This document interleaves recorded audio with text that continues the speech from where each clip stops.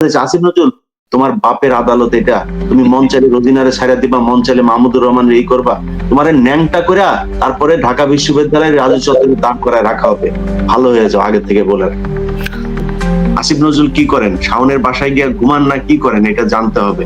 যে আসিফ নজরুল শাওন তাকে এক লিস্ট দেয় আর তিনি নিয়ে ওই শিল্পকলা একাডেমির ডিজি কে বানান, আবার শাওন হচ্ছে গিয়ে আপনার ফেসবুকে পোস্ট করেন যে আপনাকে ধন্যবাদ। আর যেই ব্যক্তিকে ডিজি বানানো হয় সেই ব্যক্তি কয়দিন আগে বলেছেন যে 2024 সালে এসেও নারীরা বুরকা পরে, এটা আমাকে দেখতে হয়। এই হচ্ছে সেই ডিজি। ইফতেখার নিজের চোর, সেই চোর এখন আবার ফের সুশীল হওয়ার চেষ্টা করছে। আর ইসলামের কথা শুনলে উনার ছেদ করে ওঠে। ওনাকে মাথায় রাখতে হবে যে এখন হাসিনার সরকার না, যা মনে চায় তা বলা যাবে না। পাঠ্যপুস্তক এই দেশের আলেমরা যেইভাবে চায়, এই দেশের 95% মুসলমান যেইভাবে চায় সেইভাবেই হইতে হবে। আর আসিফ নজরুল, আমি মনে করি এগুলোর সব গুটিবাজির পেছনেও আসিফ নজরুলের হাত আছে। আসিফ নজরুলকে সেটা মাথায় রাখতে হবে। আসিফ নজরুলের মা ছিল হচ্ছে আপনার জাহানারা ইমাম, তাকেই তো সে মা বলতো। এই মা উপাধি দেওয়া জাহানারা ইমামের মতো নাস্তিক, এই বেয়াদবকে আপনার মা উপাধি দেওয়ার পেছনে আসিফ নজরুলের ছিল। সেটার একদম প্রতিষ্ঠাতা থেকে শুরু করে এটার অর্গানাইজ করা সবকিছুর পেছনে আসিফ নজরুলের হাত ছিল। তারপরে আসলো হচ্ছে তার বস হচ্ছে গিয়ে শাহরিয়ার কবির। তার বস শাহরিয়ার কবির তাকে বিচিত্রায় যেভাবে লিখতে বলতো, কয়েকদিন আগে তিনি ফেসবুকে বলেছেন যে তিনি দেলোয়ার হোসেন সাইদিকে বলেছেন এক ধর্ম ব্যবসায়ের উত্থান, এই শিরোনামে তিনি 1986-এ তিনি কলাম লিখেছিলেন। সেই কলাম তিনি কেন লিখেছিলেন, তিনি কয়েকদিন আগে তার ফেসবুকে ব্যাখ্যা দিয়েছেন, তাকে নাকি শাহরিয়ার কবির ভুল বুঝিয়ে এটা লিখিয়েছিলেন। আসিফ নজরুল, আপনি সাংবাদিকতা করেন, আমরা সাংবাদিকতা করছি।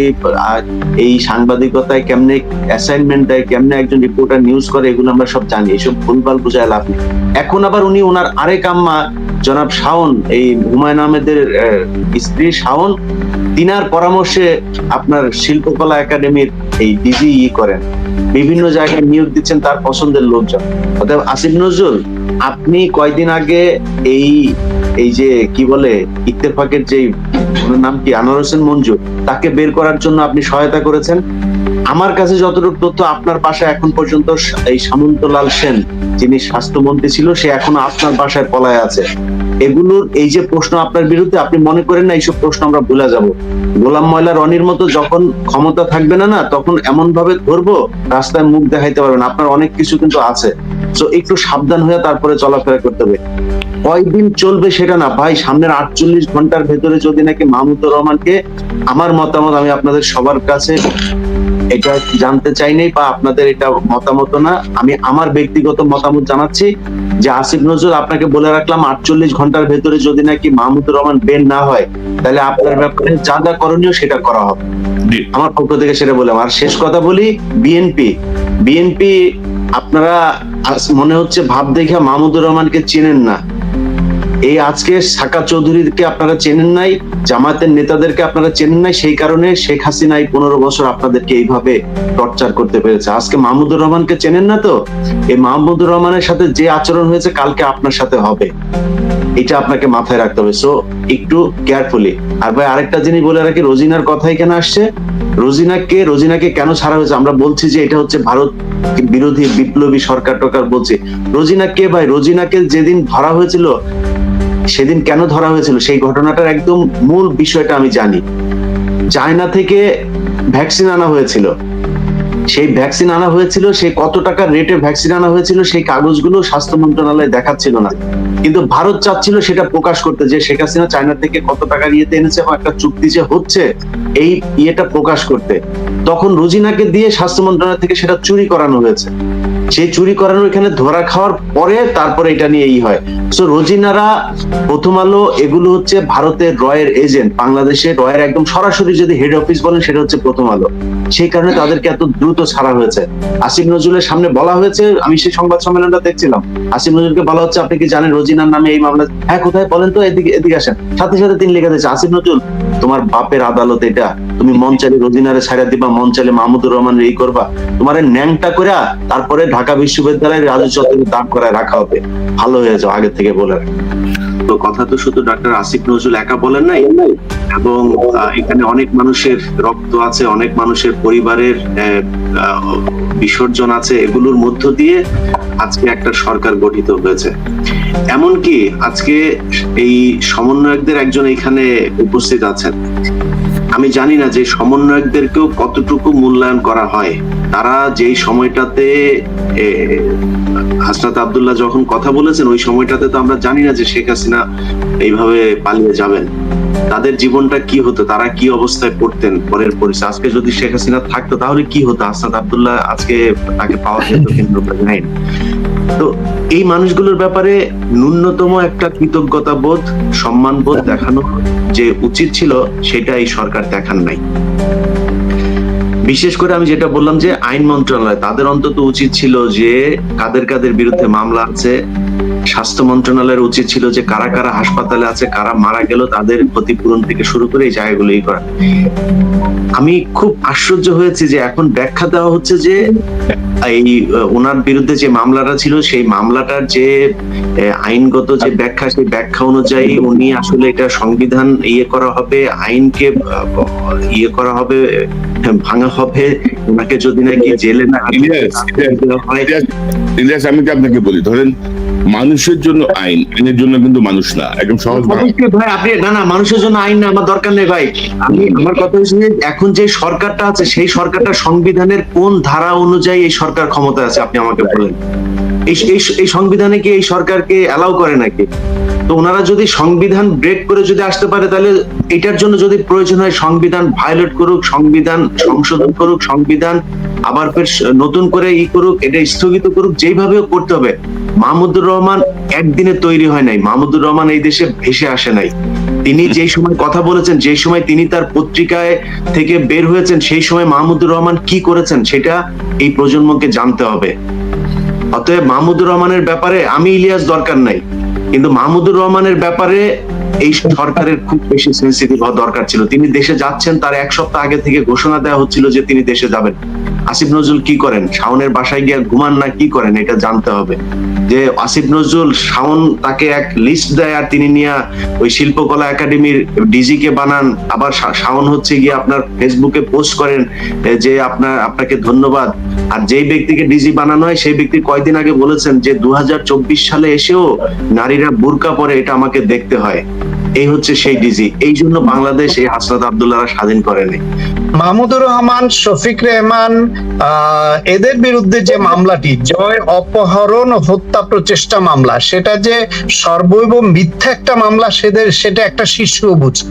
শুরু থেকে যেহেতু এই মামলার বিষয়ে আমরা প্রতিবাদ করে এসেছি, কথা বলেছি, লিখেছি, সুতরাং এই মামলার বিষয়ে আমরা ভালো জানি যে এটা শফিক রেহমান এখন 90 বছর তার বয়স, 84 বছর বয়সে তাকে জেল খাটানো হয়েছে।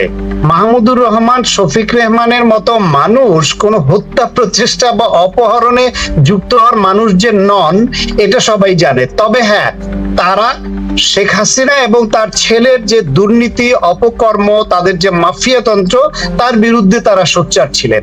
এখন সেই সোচ্চার থাকাটা যদি প্রতিষ্ঠিত হয় তাহলে সেটা শেখ হাসিনা এবং তার পুত্র জয়ের রাজনৈতিক হত্যা হতো। সুতরাং সেই বিবেচনায় তারা এটাকে জয় হত্যা প্রচেষ্টা বলতেই পারেন। কিন্তু এটা যেই অর্থে অপহরণ এবং হত্যা প্রচেষ্টা বলা হয়েছে তার ধারে কাছেও না।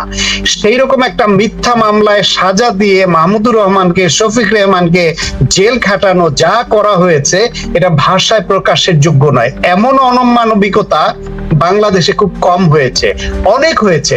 রাজনীতিবিদ, সুশীল সমাজ সহ এমন কোন সেক্টর নেই যাদেরকে হয়রানি, হামলা মামলা, গুম খুনের মধ্যে ফেলেনি সে। কিন্তু এই দুজন মানুষের প্রতি যে অবিচার করা হয়েছে সেটার মাত্রা একটু ভিন্ন। সেই বিবেচনায় মাহমুদুর রহমান যেহেতু তিনি কোনো এখানে মার্জনা চান নাই, যেহেতু তিনি কোনো এখানে মামলা স্থগিত করার আবেদন করেন নাই, তিনি তার স্টাইলে স্ট্রেইট ফরওয়ার্ড ভাবে চলেছেন যে একটা ভিত্তিহীন মিথ্যা মামলা, আমি সেখানে কোন রকম আত্মসমর্পণ বা কোন রকম কিছু চাওয়ার দিকে আমি যাব না। তিনি আদালতে গেছেন। আদালতের দায়িত্ব ছিল, যেহেতু মিথ্যা মামলা এবং যেহেতু এই বিশেষ একটি সরকার ক্ষমতায়, তাকে অন্তত জেলে না নিয়ে জামিন দিয়ে তাকে যদি বলতেন যে ঠিক আছে, আপনি আইনি প্রক্রিয়া অনুসরণ করে মামলার পরবর্তী ধাপ অতিক্রম করেন, যেটা অন্যদের বেলায় করেছে, কিন্তু আপনাকে বিশেষ বিবেচনায় এই রাষ্ট্রের পক্ষ থেকে সম্মান দেখে জামিন দেওয়া হতো, সেটা হতো ন্যায় বিচারের কিছুটা কাছাকাছি। তাদের জীবন থেকে যে সময় কেড়ে নেওয়া হয়েছে, যে ক্ষতি করা হয়েছে, যে নির্যাতন করা হয়েছে, সামাজিক, পারিবারিক, রাজনৈতিক, অর্থনৈতিক সহ সমস্ত দিক থেকে তাদের যে ক্ষতির শিকার করা হয়েছে, সেটি কি এই সরকার কিংবা আমরা কেউ কোনোদিন ফিরিয়ে দিতে পারবো? তা তো পারবো না, কিন্তু ন্যূনতম এটুকু সম্মান তো তাদের দেখানো যেত যে আপনাকে জামিন দেয়া হলো সসম্মানে, এরপর বাকি আইনি প্রক্রিয়া আপনি অবলম্বন করুন, সেটুকুও দেখায়নি। আসলে এই সরকারে যারা আছেন তাদের মধ্যে কেন যেন একটা আত্ম অহমিকা কোথাও কোথাও ভর করেছে, এবং স্বৈরাচারের আগের তাদের সঙ্গী, ফ্যাসিবাদের সঙ্গী, তাদেরকে নতুন মোড়কে এনে কি এক মিশেল সরকার হয়েছে, এবং তাতে করে তারা এমন একটা অবস্থান নিয়েছেন, কখনো বলেন ছাত্ররাই সব করেছে, কখনো বলেন ছাত্র জনতা করেছে, কখনো তারাই সবকিছু করেছেন, এইরকম একটা অবস্থানে তারা আসেন, যেটা মোটেই কাম্য নয়। আপনাদের আমাদের মনে রাখতে হবে 16 বছর ধরে যে হাজারের উপরে মানুষ গুম হয়েছে এই সরকারের হাতে, তাদের স্টেট অ্যাপারেটাসের হাতে, তারা কি রক্ত দেয়নি? তারা কি জীবন দেয়নি? গুম হয়ে আছে যারা, কে বেঁচে আছে আমরা জানি না। এইখানে যে এই যে 6-7 হাজারের বেশি মানুষকে যে এক্সট্রা জুডিশিয়াল কিলিং বা নির্বিচারে বিনা বিচারে হত্যা করা হয়েছে, এই যে এক একজন রাজনৈতিক নেতার নামে 300, 400, 500 মামলা, আদালতের বারান্দায় ঘুরতে ঘুরতে তাদের জীবন চলে গেছে, এই যে এত রকমের ক্ষতির শিকার, তারা এই যে নির্বাচন বয়কট করে আন্দোলনটা চালিয়ে গেছে, তাদের কিন্তু দীর্ঘদিনের আত্মত্যাগের ফসল। সর্বশেষ রাজনৈতিক শক্তির ব্যানারে আন্দোলন এদেশে নির্বিচারে গুলি চালিয়ে যেইভাবে দমন করা হয়, সেইখান থেকে ভিন্ন একটা প্রেক্ষাপট অবলম্বন করবার জন্য ছাত্রদের নেতৃত্বে সবাই আমরা ঝাঁপিয়ে পড়েছি। আমি একজন চিকিৎসক, আমি একটা মেডিকেল বিশ্ববিদ্যালয়ের শিক্ষক, শুধু কথা বলি এবং লিখি, আমার তো জেলে যাবার কথা নয়।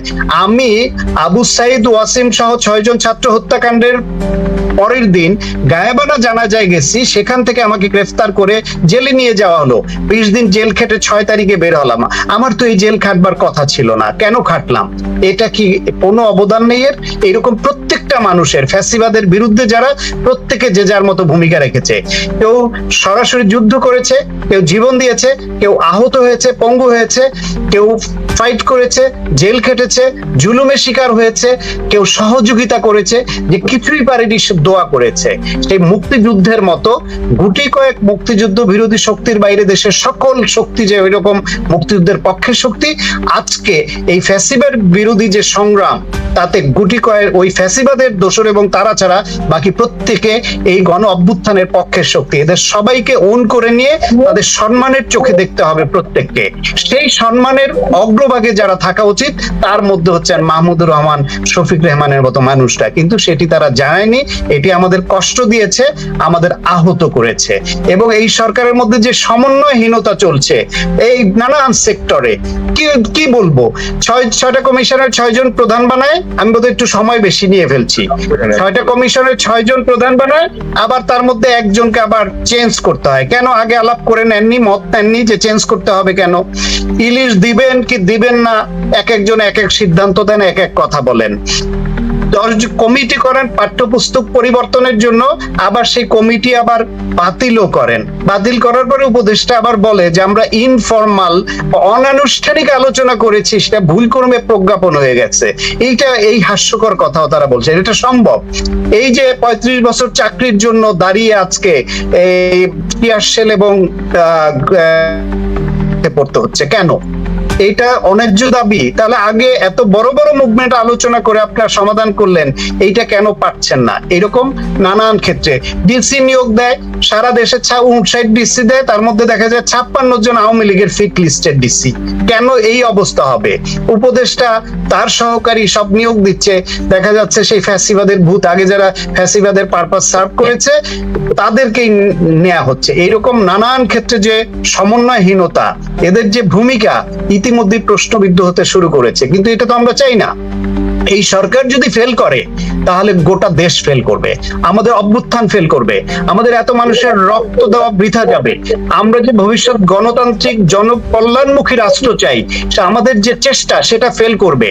সেই জন্য এই সরকারের উচিত এই যে ফ্যাসিবাদ বিরোধী যে শক্তি সবার সমর্থন যেভাবে পেয়েছে সেটাকে ধরে রেখে এগিয়ে যাওয়া, কিন্তু সেখানে লক্ষণটা শুভ ঠেকছে না। কিন্তু আমরা এদেরকে সহযোগিতা করতে চাই, সঙ্গে থাকতে চাই এবং একসঙ্গে এগিয়ে নিয়ে এই অভ্যুত্থানের যে স্পিরিট, এই যে রক্ত, এই যে এত জানমালের ক্ষতি, এর বিনিময় কিছু দিয়ে আপনি দিতে পারবেন না। শুধুমাত্র গণতান্ত্রিক একটি কল্যাণমুখী রাষ্ট্র দিয়ে এদের প্রতি শ্রদ্ধা জানানো যায়।